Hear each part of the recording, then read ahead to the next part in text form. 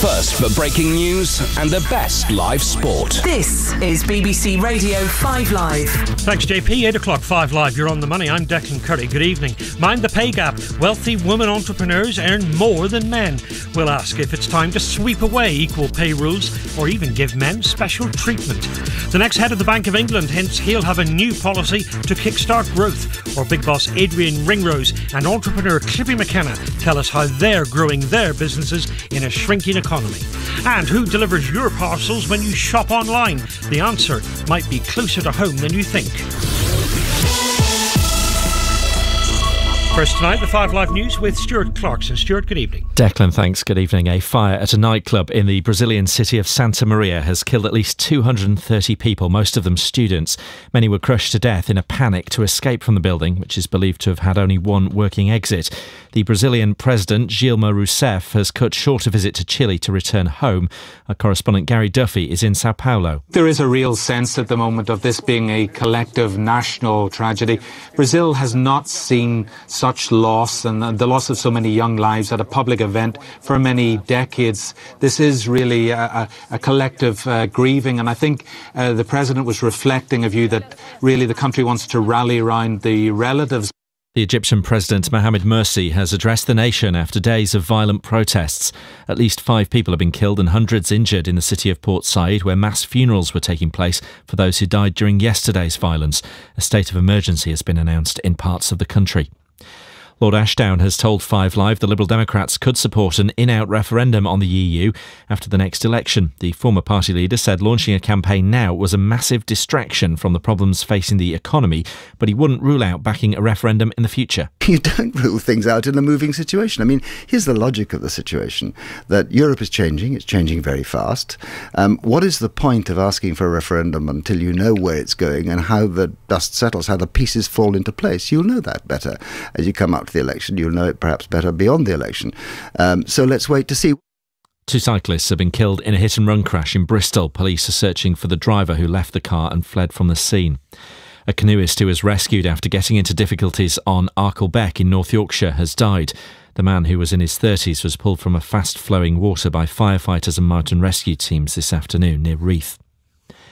The French Prime Minister Jean-Marc Ayrault has said French forces in Mali are advancing on the desert city of Timbuktu, which was seized by armed Islamists last year.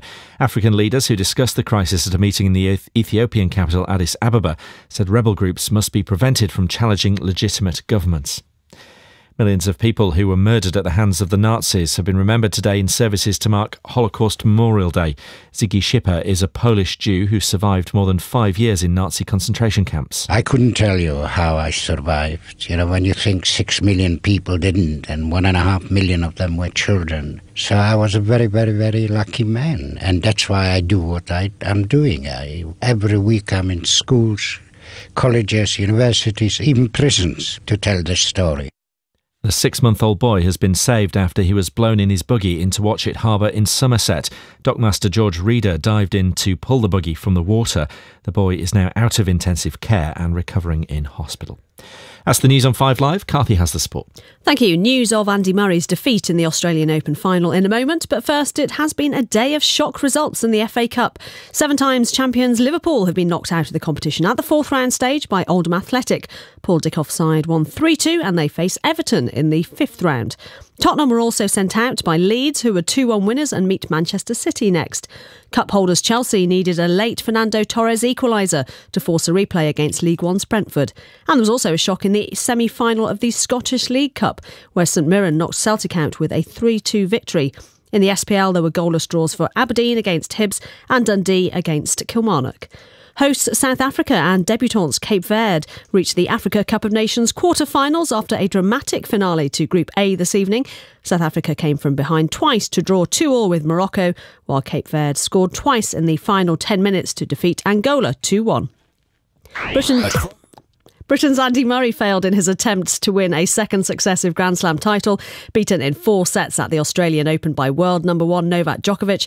But Murray admitted he feels a little bit better about this defeat after the last few months of the best tennis of his life.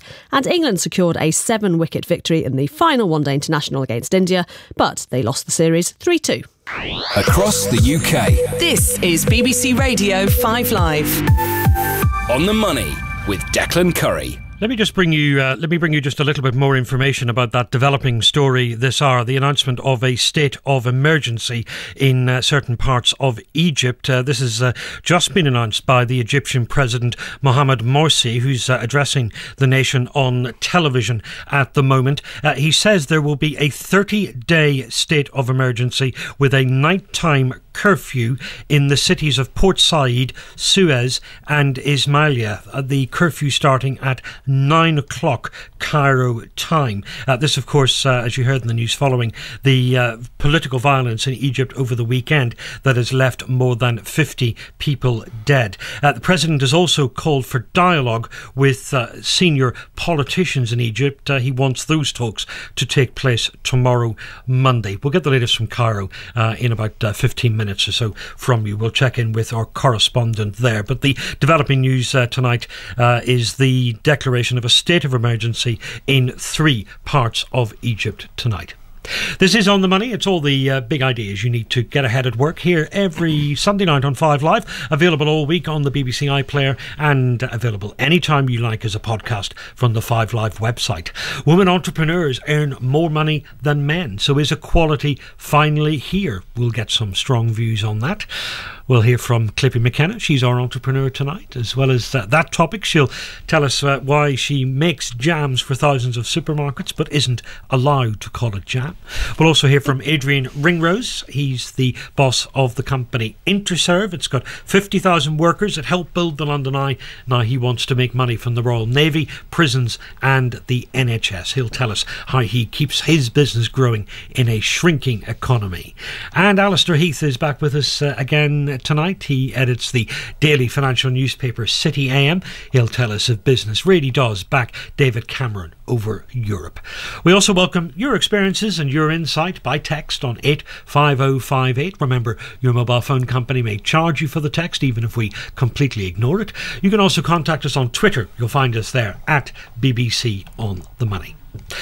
Many women are setting up their own businesses, many more than before. And according to Barclays Bank today, women who are their own boss pay themselves 1/5 more than men who run businesses. It's a survey of 2,000 entrepreneurs, this, and they are pretty well off. The average income for women entrepreneurs who were asked these questions was £382,000. Sarah Veal is the specialist on women's pay at the TUC. She's head of equality and employment rights. Good evening to you, Sarah. Good evening. I'm guessing the world of the typical woman worker is a long way from that of an entrepreneur taking home £300,000 a year. But are you at least slightly glad by this news that in at least this bit of the economy women are being paid more than men? I'm more than slightly glad, because I think it shows that women in certain areas are now becoming more confident about their own value. I think the trouble is, in an organised, more conventional workplace, it takes quite a lot of pluck still for a woman to assert herself, especially when management systems still tend to be fairly male-dominated. I saw some fascinating research a couple of weeks ago that showed that women in work are much less good at selling themselves. So when promotion opportunities, higher paid positions come up in their company, they're much more self-effacing. They won't necessarily think, I'm going to go for that, even if I'm not quite good enough. I'm going to go and convince that boss that I am. They tend to think, no, I'm not quite good enough, so I haven't quite got the nerve. So I think women are probably underselling themselves a lot when they're working for other people. But I think it's great news that when they're looking after themselves, they're thinking, hey, I'm worth rather more than that. I'm as good as that guy. Maybe I'm better than that guy over there. And it shows some confidence in my own company. Well, how then do you bottle that confidence, that self-belief, and encourage women who are employed by others to show some of that confidence as well?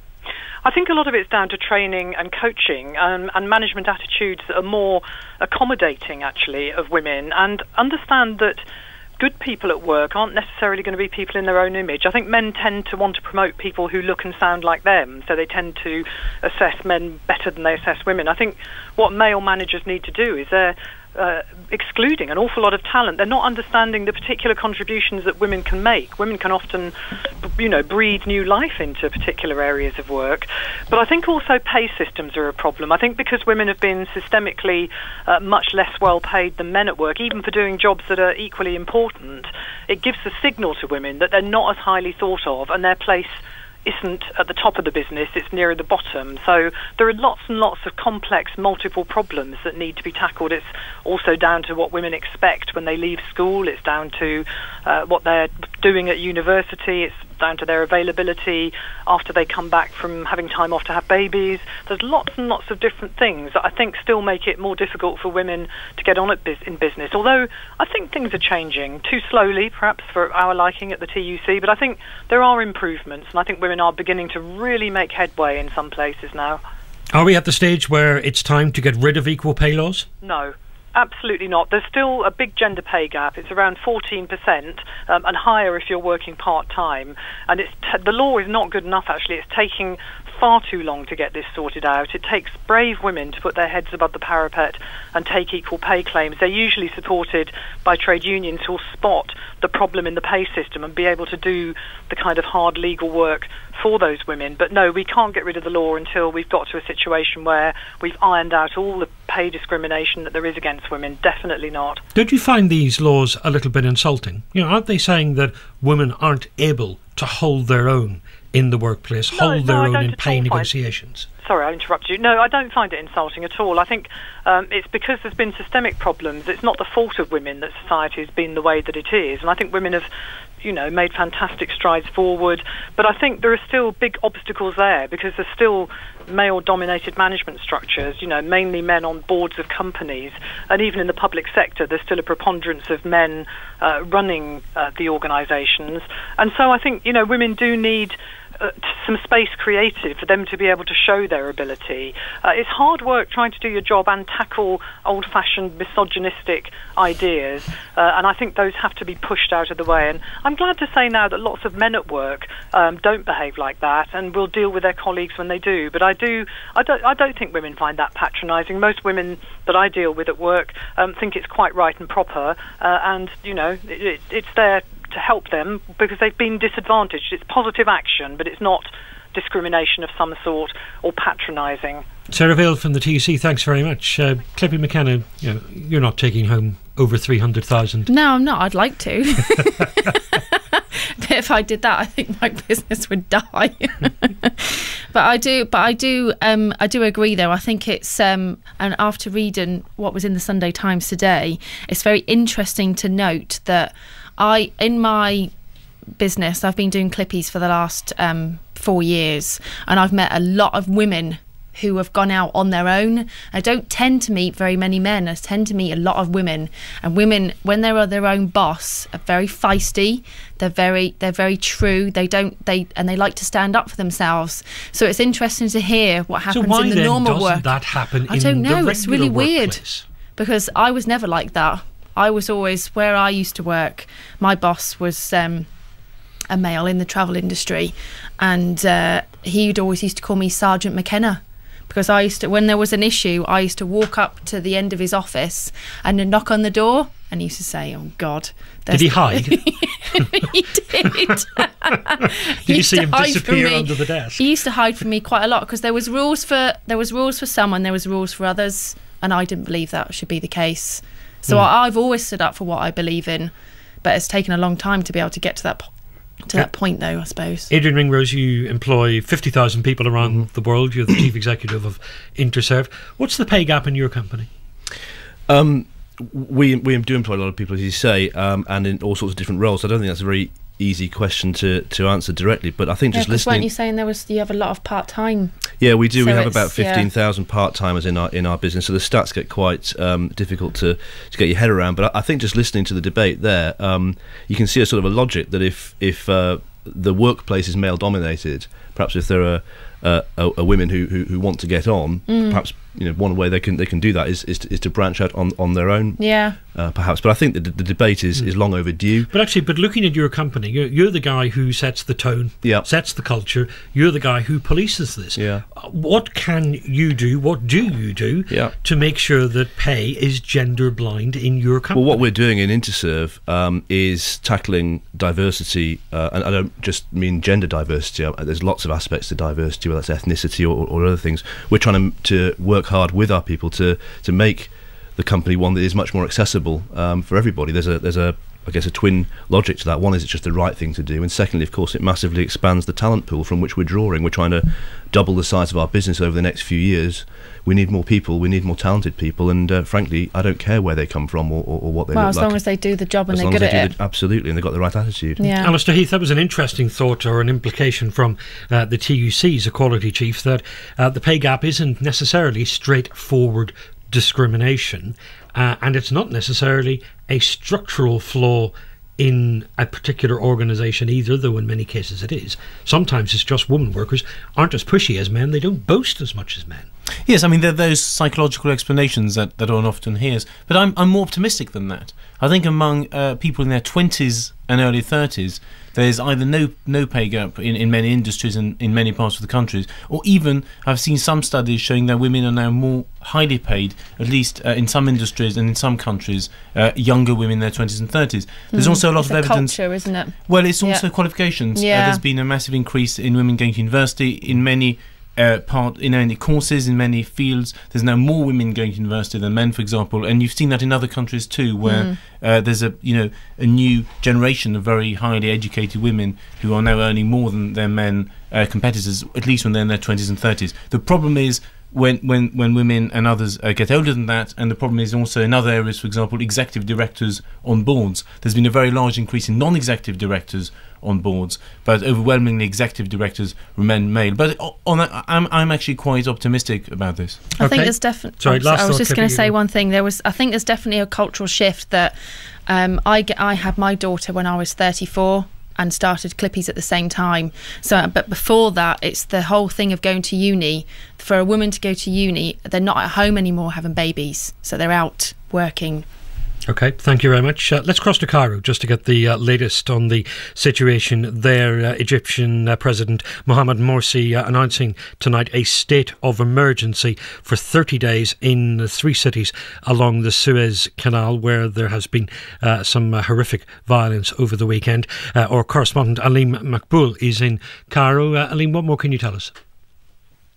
This was an unexpectedly tough speech by President Morsi. There has been a great deal of violence over the last 3 days right across Egypt. Today in Port Said, over 600 people were injured, 7 people killed is the last figure we've had. And it's for different reasons. Some of them opposed to President Morsi. Some of them took to the streets because they didn't like a judgment that was given yesterday, death sentences for 21 people who were arrested after causing a football riot. But what President Morsi has said is that he is going to use the full force of the law to bring things under control. He's talked, as you say, about the state of emergency in Port Said, in Suez and in Ismailia, and he's imposed curfews in those places as well. Nobody will be allowed to leave their homes after 9 o'clock in the evening until 6 o'clock in the morning. And what he's also said is that he is prepared to take things further if things don't calm down. And he has said he wants talks involving various political players in Egypt, but of course many in the opposition have declined offers of talks in the past. Will they now sit down and have discussions? Well, he made very clear in his speech that they would be responsible if they didn't come to the talks, and if this continued, he said it was all their responsibilities to come together. He says he's going to issue another statement in the next couple of hours to lay down exactly what the agenda will be for those talks. But really, he's got a huge problem on his hands. Basically, that revolution, of course, a couple of years ago, people here saw that they could achieve something by taking to the streets, even though they lost so many lives, over 800 lives. And so now, for lots of different issues, people are still taking to the streets. On Friday, it was on the anniversary of the revolution. People opposed to President Morsi came out in their tens and tens of thousands right across Egypt 10 people were killed in Suez then, and those clashes have continued. And then, as I say, in Port Said over the last 2 days, we had 31 deaths yesterday, many, many injuries, and more today. So he's got a huge cultural problem, really, to bring that under control. And so far, we haven't seen a vision from either him or the opposition about how they take things forward, how they bring all these disparate bits of Egyptian society back together. And a lot of people are looking at that revolution 2 years ago and are saying, well, what has it achieved? OK, Aline McBull in Cairo with the latest from there. Thank you very much. It's On the Money on 5 Live, 20 minutes past 8. Coming up on 5 Live. Being a rough sleeper at any time is a nightmare, but particularly in cold weather is the most dangerous time. The freezing temperatures have triggered the severe weather emergency protocol, with charities and local authorities around the country attempting to move all rough sleepers off the streets and into shelters. You wake up every hour because where you're so cold you just can't sleep properly. In a 5 Live special tonight, we'll hear from people in these shelters and from those still on the streets on how they try to survive the sub-zero temperatures out in the cold from 9 p.m. Then from 9:30 with me, Stephen Nolan, we'll keep the discussion going with guests and your reaction. 5 Live. Every week on this programme, a mystery story. We play you a clue and we invite you to guess what it is. Here's the clue. How much that sentimental sandwich?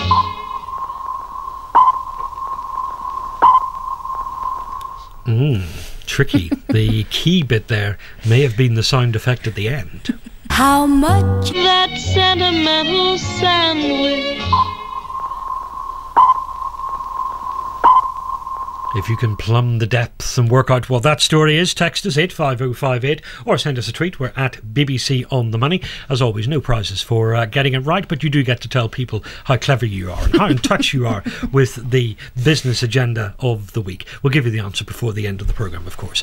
Adrian Ringers, you saw the news from Algeria last week, of course, about the kidnapping and the terrible killings of the workers at that gas plant. Your company does a lot of business in the Middle East. Have you concerns about the safety of your workers there? Well, we try and keep safety front of mind all the time. Our presence in the Middle East is in Qatar, in the UAE and in Oman, which I think are, and we're generally in not such quite out of the way places as the specific case in Algeria, so it's front of mind, but we don't perceive that the risk is materially changed in our case. Have you reviewed your security in the last 7 days? Yes, we have. Fine. That's thank you for that. Clippy, the obvious question for you is, you make jam. Yeah. You don't call it jam. Well, why not? It started. It's one of those crazy stories, and you think to yourself, no, that can't be true. A person who's made something that is so vividly looks like jam and tastes like jam, and it's got fruit and sugar in it, but it can't be jam because it doesn't have enough sugar in it. Doesn't have enough. Wait, what? Yeah. It doesn't have enough sugar? No, it doesn't have enough How in it, much apparently. sugar does your jam have? Between like 52 and 53, but it's... So half of what's in the jar is sugar? Yeah. But that's not enough? No, that's not enough, no. How much does it have to be? It has to be over 60%. Oh, come on. Yes. To be called jam, it has to be called 60% jam, sugar? Yeah, it does, yeah. Why not just call it nearly sugar? Well, do you know what? When it first started, we had loads of people like sending us emails and writing to us and phoning me as well, saying, oh, "I can't believe that you're in this like awful sticky situation." Bad pun, but it's worth it though. Yes. If you don't call it jam, what do you call it? Well, at the moment we call it. We can call it a jam on the front of the label. And then on the side we call it a conserve, but the whole debacle has come about because it's the reserved description that is wrong. But where we have our product made and our trade and standards officer has signed it off, but other trade and standards officers around the country send me little letters saying that it's wrong. So you're just like, well, whose crazy law is this? Is this? It's come from the EU obviously as a directive, and then the UK government, in response to this, is obviously DEFRA, and then they interpret the law. So you can interpret the law as to how you like, basically. Alistair but Heath, we're so stringent in this country that you just like, God, you just need to let go a little bit. Just another one of these examples where European laws pass and the British government and the British Parliament make it even tougher than intended. Yes, it's the dreaded gold plating, which there's always a lot of, and that's one of the reasons why EU rules are so damaging, or perceived to be so damaging in this country. But of course, I don't think it's just gold plating, by the way. I do think there's a huge amount of EU rules, and if you look at certain pieces of research, you see that the majority of new rules hitting UK businesses and the UK economy are directly from the EU, even before gold plating. But then gold plating comes in, and it's even worse. So it's a major issue, I think, and that's the reason why, one of the reasons why the European issue is becoming so big yet again in our current political debate. Yeah, because the Prime Minister had that big speech finally in the last week, renegotiate the UK's terms with the rest of Europe, and then there'll be a national vote. Where's business on that, given how much trade we do with the continent? Well, I think it's actually quite simple. Business is divided.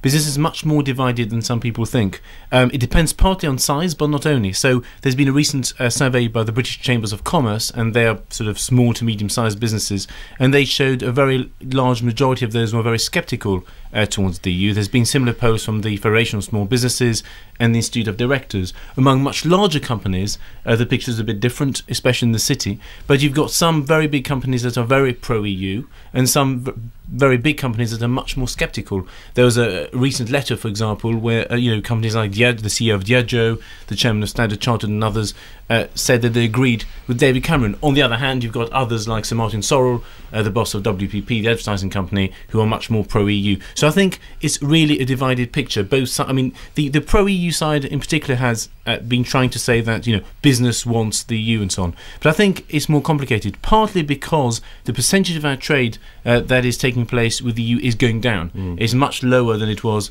5 years ago, much lower than it was 10 years ago, and to be honest, it's going to be even lower in 5 or 10 years' time because of the rise of globalisation, the rise of China and so on. Adrian, you're an example of that, I guess, because you're doing more and more of your business in the Middle East. Yeah, I mean, continental Europe for us represents a pretty small proportion of business. We work for the British government, looking after ambassadorial residences and things like that across a number of European states. We trade in Spain and Portugal, but that amounts to something like 5 or 6% of the business outside the UK. Was it ever thus, or was that a strategic shift that you've engineered? It was ever thus. Our business is driven by infrastructure, construction, and outside the UK, we went to, I guess, historically fairly Anglophile parts of the world, such as the Middle East. Where Fine, but you've not dived into the Middle East in recent years because the UK's slowing down. No, we've been in the Middle East for 30 years or more.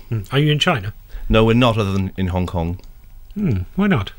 I suppose we've not needed to satisfy our growth, and it's not a market that we have as yet perhaps studied as fully as we could. But the future's a big place. So. No, you want to get in there. Well, you're in there already, aren't you? Yeah, definitely. Well, Iris Kai is looking disappointed because she wanted to teach you some key words that you might need if you were doing business in China. Iris, of course, our regular guide to Mandarin language and Chinese culture. Ni hao. Ni hao. Ni hao. The word for construction, first of all. We say build, building. 建筑. 建筑. Brilliant. Okay. 建筑. Excellent. He's making it look far too easy. Everyone else. 建筑. Well done. And of course, it's not just construction, is it? You do services. We do all sorts of services. You better give us the services word. We say 服务. Fu. Yes. I already had to go, but fu. Well done. Thank you. Good. Other opportunities for construction, for Western construction firms? So China construction industry increased 20% every year, and that's mainly got a big impact from government policy. If we look at the China 12-year plan, so urbanization. So in the next 30 years, we're going to move 300 million people to go to the city. And you can say, a lot of cities you need to extend to bigger and build a lot of cities. Another thing is about to balance economic development. We know the East and the South Coast develop very fast, and government want to build big cities in Northwest to balance the economic development. So you're missing out. Well, golden opportunity staring you in the face. Maybe we are, but infrastructure generally is a really strong growth prospect in the medium term, whether that's in the developed world, whether it's in places like Brazil or Indonesia or in the Middle East or indeed in China. So I think that there's lots of choices. Brazil's a very good new and up and coming. Brazil is another of those areas that we look at every now and again. They love jam. The weekends when we can't get Iris, when she's doing other more glamorous things. Oh wait, you sell jam? In China? Yes, yeah. Does jam sell in China? Do people snack on jam? Do they like it? If it's not very sweet, of course we like. Now made in the foreign country, like made in the UK, the good product jam would be very popular if it's less sweet. Less sweet? Yeah. So that's what sells? See? So yours is slightly... I know what I'm doing. Because you're less than 60% sugar in your jar. More fruit. That's what it's all about. Sugar. What is the word for jam? We say fruit jam. 果酱. 果酱. Very good. Blimey. 果酱. 果酱. Well done. There we go. Very good. Everyone else? There you go. 果酱. Good. And I've got the word chutney down here as well. Yeah, we say so spicy jam. So is 酸. 酸. Spicy. 辣. 辣. Jam is 酱. 酱. 酸辣酱. 酸辣酱. Very good. 酸辣香. Good. Close. This one might have me beaten. Go on. 酸辣酱. Good. Well done, everyone. Okay. And you're in, Clippy, you're in China, you're in the US. Yes. But not so much in Europe. No. Which is surprising, really. And I think it's not been a concerted effort. It's just been one of those ones where you find a market where you think you'll be able to work, and then you go for it, and then that's what I've done. But Europe's right there on the doorstep. You'd think that would be the first one you'd go for. Yeah, but then the US market is 13 times the size of our market, and obviously that includes the rest of Europe. And then the Chinese market, obviously, like we've just been saying, there's 300 million that are just about to come in, middle classes, basically coming into the cities. Adrian, given all that business in the Middle East and in the Gulf, do you speak Arabic? No, I don't. Other than inshallah. Yes, but you're reliant on those who do. Indeed, yes. And of course, the language of we're very lucky being English speakers that the language of business worldwide tends still to be English. 5 Live, it's on the money, and it's 29 minutes to 9. On digital radio, digital TV, mobile and online. This is BBC Radio 5 Live. This is On the Money. Still ahead, how to keep your business growing when the economy is shrinking. We'll get some tips from our bosses that you might be able to copy. First, though, a news update with Stuart Clarkson. A fire at a nightclub in the Brazilian city of Santa Maria has killed at least 230 people, most of them students. Many were crushed to death in a panic to escape from the building, which is believed to have had only one working exit. The Egyptian President Mohamed Morsi has declared a state of emergency in 3 provinces, including the city of Port Said, after more than 30 people were killed in rioting this weekend. There'll also be overnight curfews on the streets from 9 o'clock every evening starting tomorrow. 2 cyclists, a man and a woman, have been killed in a hit-and-run crash in Bristol. Police are searching for the driver who left the car and fled from the scene. A canoeist who was rescued after getting into difficulties in a beck in the northern Yorkshire Dales has died. The man, who was in his 30s, was pulled from fast-flowing water by firefighters and mountain rescue teams this afternoon near Reeth. And Lord Ashdown has told 5 Live the Liberal Democrats could support an in-out referendum on the EU after the next election. The former party leader said launching a campaign now is a massive distraction from the problems facing the economy, but said he wouldn't rule out backing a referendum in the future. Let's get the sport. Here's Carthy. Thank you. We'll hear from Andy Murray on his Australian Open final defeat shortly. But first, the weekend of shocks in the FA Cup has continued. Cross comes over very deep and it's headed in! Wabara is there and Oldham have scored a 3rd goal! McCormack comes on the inside of Colker and McCormack scores with a left-footed shot that arrowed its way past Brad Cradle. More on Leeds' victory over Tottenham in a moment, but first, 7 times cup winners Liverpool are out after they were beaten 3-2 at Oldham Athletic in today's 4th round tie. The home side had led 3-1 before Joe Allen's deflected late goal ensured a nervy finish. But the Oldham manager Paul Dickoff felt his side scored their goals at the right times. We started the game ever so well. I thought our front 2 were causing them a lot of problems. Got our noses in front, and then Liverpool, whatever people say about today, they're a team full of top-class players. We knew they would come back into it, but I think to score just before half-time was massive for us. Oldham's reward is a 5th round tie at home to Everton. Leeds United will travel to Manchester City in the last 16 after a 2-1 win at home to Tottenham. Spurs manager Andre Villas-Boas had no complaints about the result. We had some good opportunities to go level in the second half, mainly from our biggest chance in the last minutes. Also, we had a good start to the game. We had a couple of chances where we could have probably done better. In the end, we didn't, and I think Leeds deserve credit for what they did today. Extremely competitive, strong at the back. I think they deserved the result too. Chelsea needed a late equaliser from Fernando Torres to stop them exiting 2 cup competitions in less than a week. Their 2-2 draw at Brentford ensured their place in the 5th round. You can see the full draw on the BBC Sport website. Celtic were knocked out of the Scottish League Cup by St Mirren, who will now meet Hearts in the final. The Celtic manager Neil Lennon was unimpressed as his side fell to a 3-2 defeat. There was a lack of intensity to our play first half. There was a lack of hunger. And, that's a soulless performance from us. There was a lack of leadership, there was a lack of intensity, will to win, and I don't know where that performance came from. In the SPL, there were goalless draws for Aberdeen against Hibs and for Dundee versus Kilmarnock. At the Africa Cup of Nations, South Africa and Cape Verde reached the quarter-finals after a dramatic final few minutes in the final Group A games this evening. South Africa came from behind twice to draw 2-2 with Morocco, while Cape Verde scored twice in the last 10 minutes to defeat Angola 2-1. Andy Murray says he is coping a little better with defeat in a Grand Slam final after losing to Novak Djokovic at the Australian Open.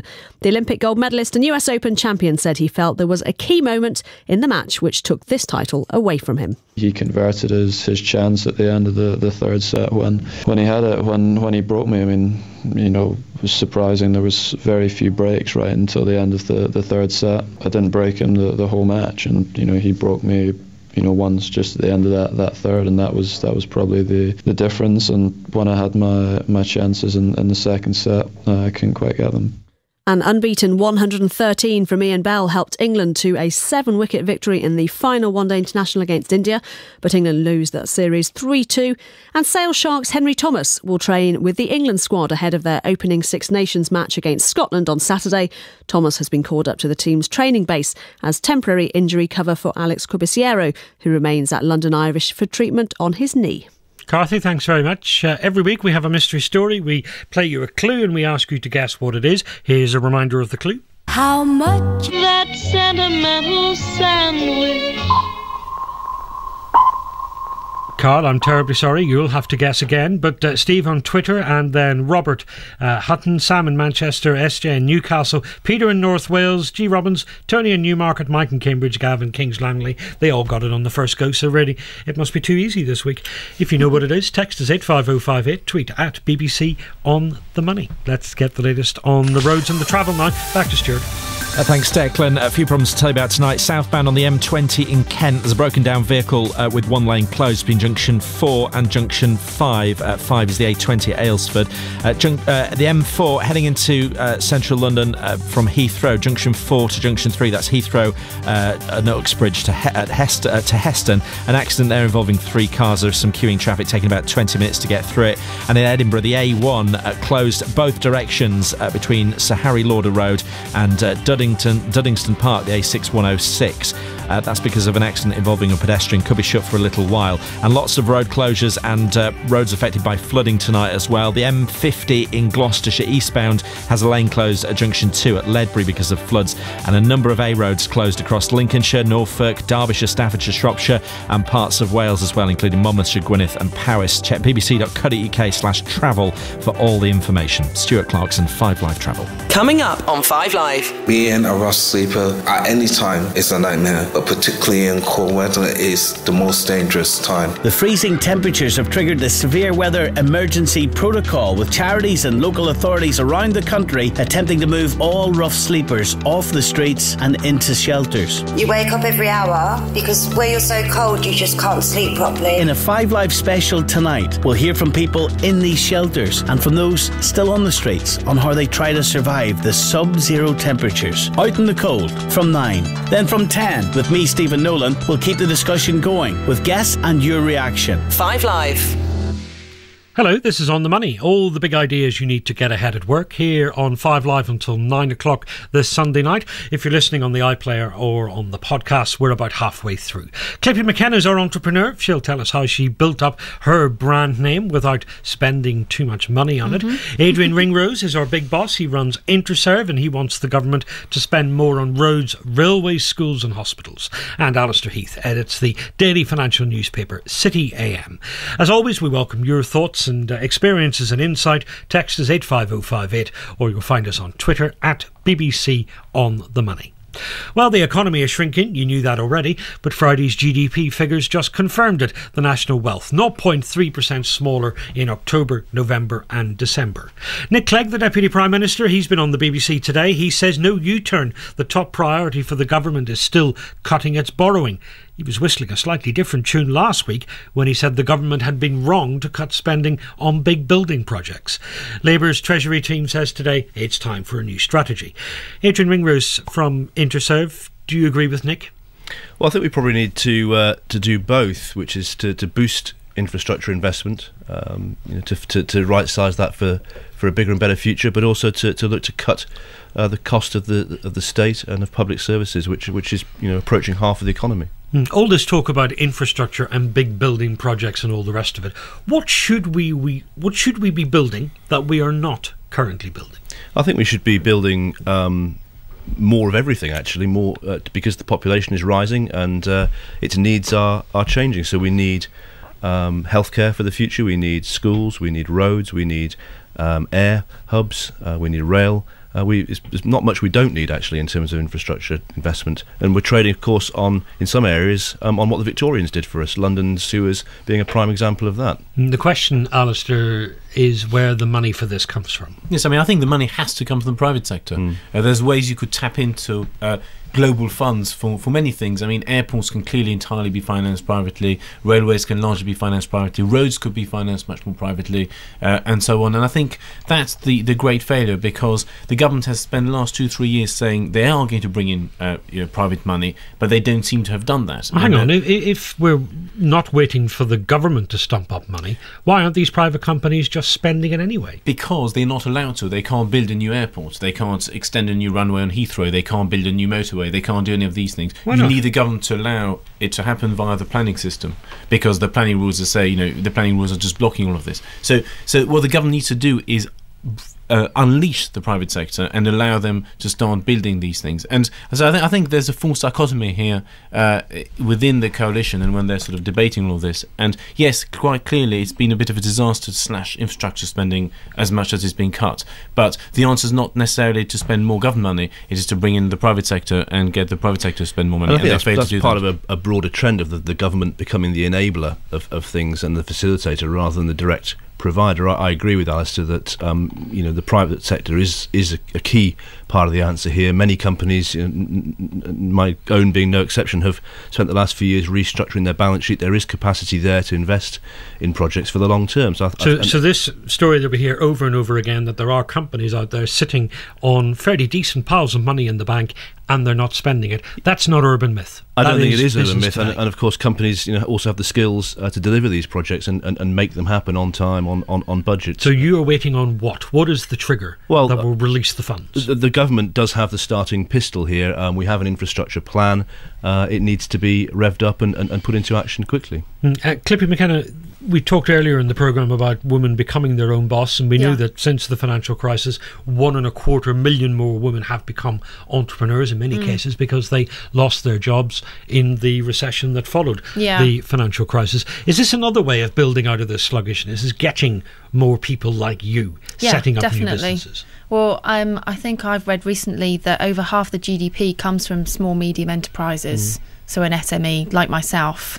So it comes from us doing something new that wasn't there before, so that you can employ other people to then come into that business. It's a well-known fact that mass corporates can't do that job effectively as a small business like myself. So I think there does need to be more small business in this country in order to grow. And it's always worth remembering that it's in the worst times that a lot of new businesses are created. Microsoft was famously created in the 70s, for example. Yes. So whenever you've got a big recession, you often have hundreds of thousands of people going out and setting up small businesses. And that's the path to growth. Growth, the bottom-up growth by entrepreneurs seeking new solutions. Well, and I started Clippy's in the first recession.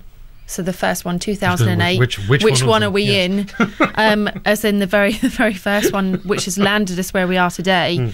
And I was pregnant at the same time with my little girl, and I've managed to be able to build the company as to what it is today.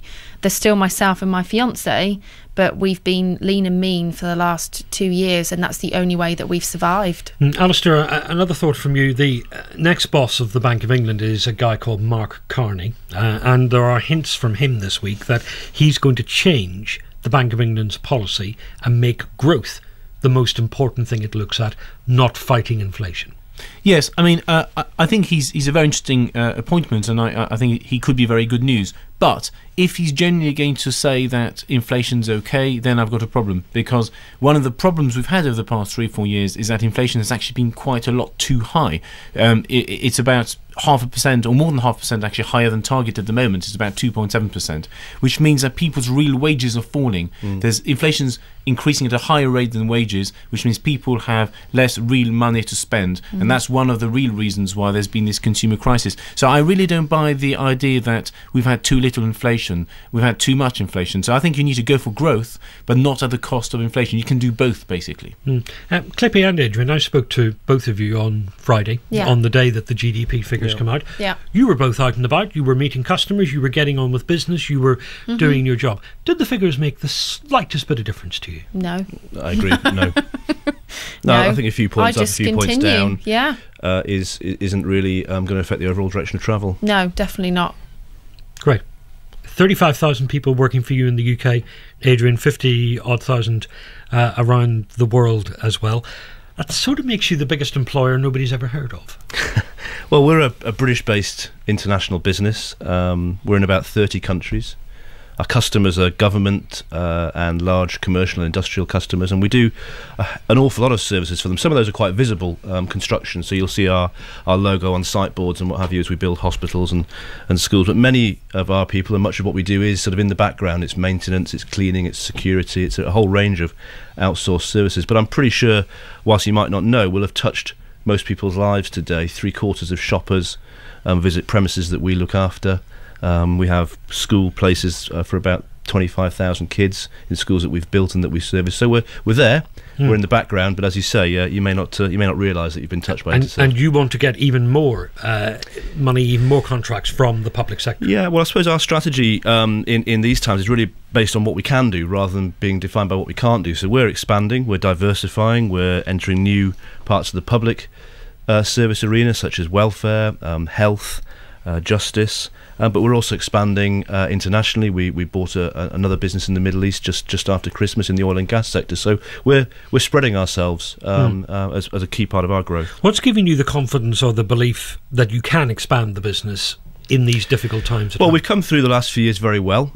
We've controlled our costs well, and we've kept our revenues up, because I think we have a lot of good people who make add up to a pretty solid business. We're well capitalised, and we're ambitious. We've set ourselves the target of trying to double the business over the next few years, which sounds a tall order, but I guess ultimately we're feeding off infrastructure, which in turn feeds off population growth. And I think we should remember the world's economy is growing. It might not be growing close to home in the UK, but in India or China or Indonesia or Brazil, you never hear that, there's a lot of growth. And there is. Well, it's a three-speed economy. It's a three-speed global economy. You've got parts of the world that are actually booming, some parts that are doing okay, Germany, America, and some parts, unfortunately, are doing badly, the UK, the Eurozone and some other bits. Getting work from the public sector to deliver public services, of course, you know that there is a problem with the perception of this, that it looks like the record is that if there's a profit, you private companies keep it. If there's a loss, we taxpayers have to cough up. We take all the risk, you get all the rewards. Well, I just don't agree. firstly, outsourcing or the private sector being involved in public services has been around for a long time, hundreds of years, in fact. And most of our contracts, we take an awful lot of risk. In fact, we don't get paid if we don't deliver a result. That's certainly how we're working in the welfare sector. It's how we expect to work in the justice sector. Would you say that? But there are providers of services, particularly in the area of getting people off benefits and into work, where they've delivered a worse record than the old Department of Work and Pensions did, and yet they're still getting paid. Well, the old system, of course, people were paid for what they did. They taught so many people for so many hours, for example. We're in a transition through the new system, the work programme, and by the time it finishes, or certainly by the time it's about halfway through next year, we will only be getting paid as and when we get people off benefit. So it'll be purely payment by results, which from a taxpayer's point of view is much, much more efficient. Clippy, the key people in your business are the people in the supermarket who decide what goes on the shelves. It is indeed. The buyers. Yes. Are they the nice buyers. people? They are, actually. Surprisingly, but they drive a high bargain. But they do drive a hard bargain. Yeah, you have to be. When we first ventured into the land of the supermarkets, we'd gone from supplying. Well, I started in a farmers market in North Manchester, and then went into the likes of delis and farm shops, then into Harvey Nicks, then Fortnum and Mason, and then slowly but surely built up our credence until we then approached the supermarkets. And I do remember the first supermarket that we went to, and he was seeing about 50 different companies within my segment. And we walked in, he was already 10 minutes late. And we walked in, and he started the actual pitch whilst we're setting up. And I was like, do you know what? The next time I'm turning those tables, and I'm going to start when I'm ready. And I think from that moment, myself and my fiance always walk in as to who we are, that we're not afraid. They're just the same as everyone else, that we've gone in, been impassioned and know what we're talking about and drive a good bargain, I hope. I don't understand why you do any business with the supermarkets at all. Why don't you just stick with sort of delis and farmers markets where you've got more control over prices and profit? The supermarkets in this country own 80, I think it's between 80 and 90% of the grocery market. If I want to survive, and I want to survive and do it quickly, the only route is to go through the supermarkets. To de-risk our business, we first went into the likes of Tesco's, then we went into Morrison's, so that we can spread ourselves. And then obviously, as I was saying, last year went into the US and China, because you can't stay stagnant in this economy. You have to move. You always have to move, and you always have to think of something different. How much of your shopping was done on the internet this Christmas? We spend more and more online. Bad news for high street shops like HMV and Jessop's, but good news for the companies that deliver parcels. And with all those extra deliveries, just wait till you hear who's delivering your parcel to your front door. Reporter Harry Kretschmer went on the round in Stockport. Hello. Hello, sir. I've got a couple of parcels for you. Wanted, a full driving licence, your own vehicle and excellent customer service skills. On offer, the position of lifestyle courier. Can I just have a signature here, please? Yes, fine, no problem. All the best. Bye. Meet Jed from Stockport, who's joined the ranks of Britain's growing army of self-employed couriers, lifestyle couriers, as the industry calls them. And they're delivering an increasing share of the UK's billion parcels a year. I took a ride with Jed on his weekly Saturday round. Right, let's set off. We got about 30 more parcels to do. Normally I have about between 60 and 70 a day to deliver. I'm looking in the back, we've got a range of bags and boxes, different colours, different sizes. What sort of things have you got here? Our biggest client who we deliver for is Next and Tesco's.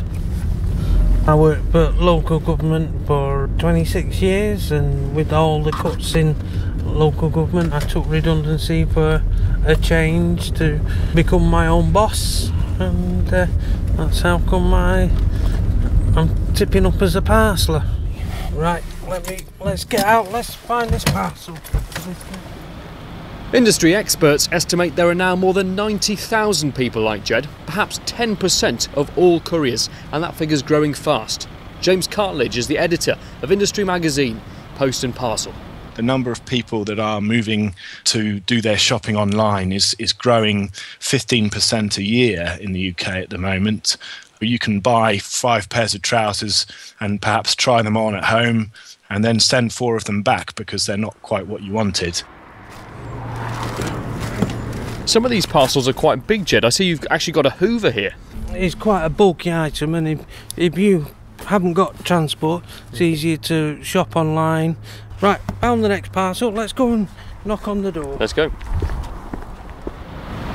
People like Jed may now be delivering everything from Hoovers to handbags, but the role of a lifestyle courier isn't actually a new one. For decades, trusted members of the community, often women, have delivered neighbours' catalogue purchases. The only difference now is the scale. Do you know who delivers your parcels? I don't actually know who delivers them, no. It's increasingly people with their own cars, using their own time. They put sort of 50, 60 parcels in their boot. I suppose whatever saves them the money and gets them here the quickest to us. Do you know who delivers your parcels? Yes, it's Amazon. It's actually ordinary people doing these deliveries. And it's quite a good service, really. We're quite happy with that, you know. You don't have to go out shopping. Whether or not people know it's Jed delivering their parcel, it's certain we'll see more lifestyle couriers in the years to come. Gary Winter is from the profitable UK arm of multinational parcel operation Hermes, which also employs Jed. The number of times that they are, delivering within a mile gets better and better and better, so the job in some ways becomes easier. Whether it's infinite, I don't know. There are still 20% of people that have never purchased anything on the internet, that they haven't sort of taken that leap yet. But we are certainly seeing sustained growth and have done for quite a number of years. You get paid per parcel that you deliver. Every little helps, as they say. It all helps to pay the rent and the mortgage and the weekly shopping. It never stops. It never stops, yeah. Come rain or shine, we're out delivering. Well, that was Jed in Stockport. He was talking to Harry Kretschmer for that report. You only have to mention parcel deliveries and everybody's hackles are up and they've got their pet hits, Alistair. Yeah, so I mean, normally I like most deliveries, but I hate the ones where they leave the parcel in front of your front door. Basically, suggesting to everybody. Yeah, hello. Yes, exactly. Come in, steal the parcel, break into my house, do all that sort of stuff. I can't stand that.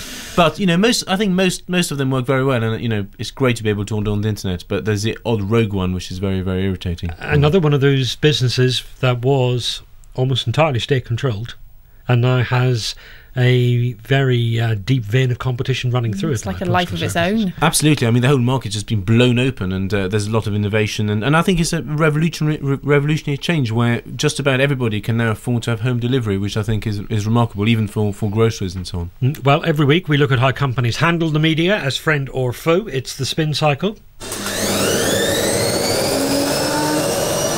And Clippy McKenna's a master of spin because she's built up a brand name for her not jam. Yeah. And without spending a penny. How have you done it? Do you know what? I think you have to think outside the box. When you see something, you have to go and get it, and you don't really think about what there is to stop you.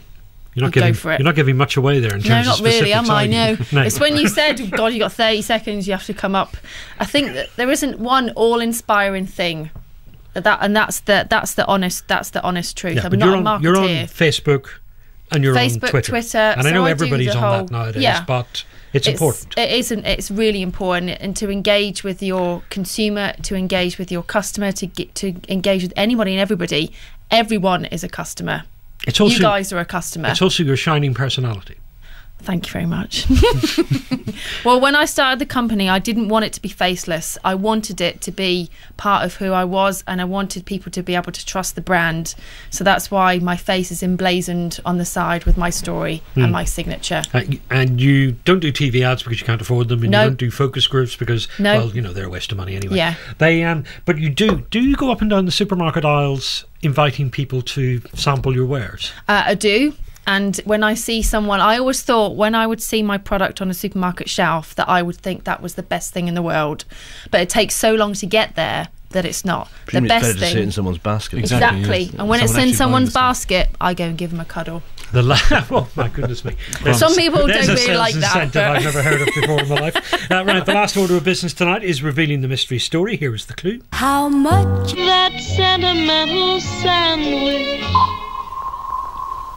Yeah, loads of you got it. Add Brian in Exeter and Michael and Sheila in Brentwood to the list. It was the news that Subway, which for years has been promoting sandwiches that were a foot long, they're actually going to make them a foot long now. They were sued by two men in New Jersey in the US because the sandwiches were closer to 11 inches than they were to 12. Adrian Ringrose, how far can you stretch the literal truth when you're selling? Well, I think in my business, given that most of it's for the public sector, very little. We operate in a pretty transparent, evidence-based world, I'm afraid, where sales isn't really the name of the game. Where would you draw the line? I suppose the whole thing about burgers and horses and all the rest of it shows that you really can't mess around with this. No, you can't. And I think I have to agree. You have to be transparent. You have to be who you are, because that's what people are going to trust.